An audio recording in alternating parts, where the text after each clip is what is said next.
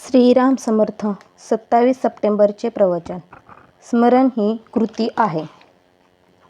गुरुने सर्व करावे ही गोष्ट सत्य आहे आणि तो करतो हेही गोष्ट तितकीच सत्य आहे. पण आपण खरोखर सच्शिष्य आहोत की नाही हे पाहावे.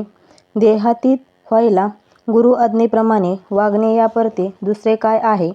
मी देही नाही असे म्हणत राहिलो तर केव्हा तरी देहातीत होईन.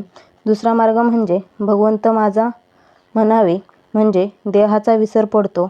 समर्थांचे नाव घेऊन सांगतो की आपला नीतिमार्ग सांभाळा आणि कोणताही प्रसंग आला तरी नामाला विसरू नका. मी जे जे करतो ते ते भगवंताकरिता करतो असे जो म्हणतो तो खरा आणि उत्तम भक्त होय.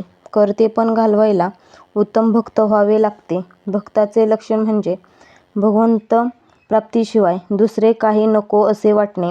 भगवंतापासून आपल्याला जे दूर सारते ते खरे संकट होय. तोच काळ सुखात जातो की जो भगवत स्मरणात जातो. खरोखर स्मरण ही कृती आहे आणि विस्मरण ही वृत्ती आहे.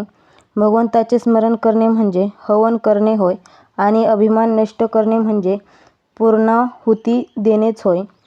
वृत्ती भगवंताकार झाली पाहिजे. आपल्याला ज्याची आवड असते याचे स्मरण आपोआप राहते. विषय अंगभूत झाले असल्याने त्यांचे स्मरण सहज राहते. पण भगवंताचे स्मरण आपण मुद्दाम करायला पाहिजे. हे करणे अगदी सोपे नाही, परंतु ते फार कठीण देखील नाही. ते मनुष्याला करता येण्यासारखे आहे. भगवंताची भक्ती ही सहज साध्य आहे. ती अनुसंधानाने साध्य होते.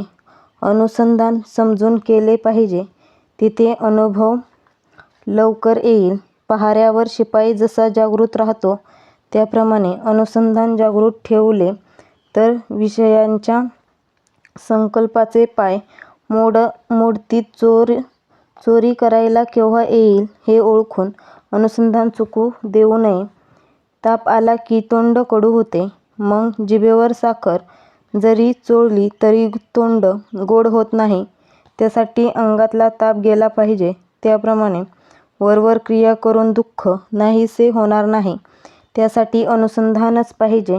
एक मुलगा परीक्षेसाठी मुंबईला आला. परीक्षा होईपर्यंत तो अडकून होता.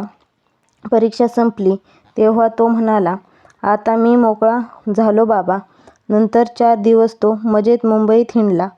त्याप्रमाणे आपण अनुसंधान ठेवून प्रपंचाच्या आसक्तीतून मोकळे व्हावे आणि मग मजेने संसार करावा. आपल्याला अगदी आनंदच मिळेल.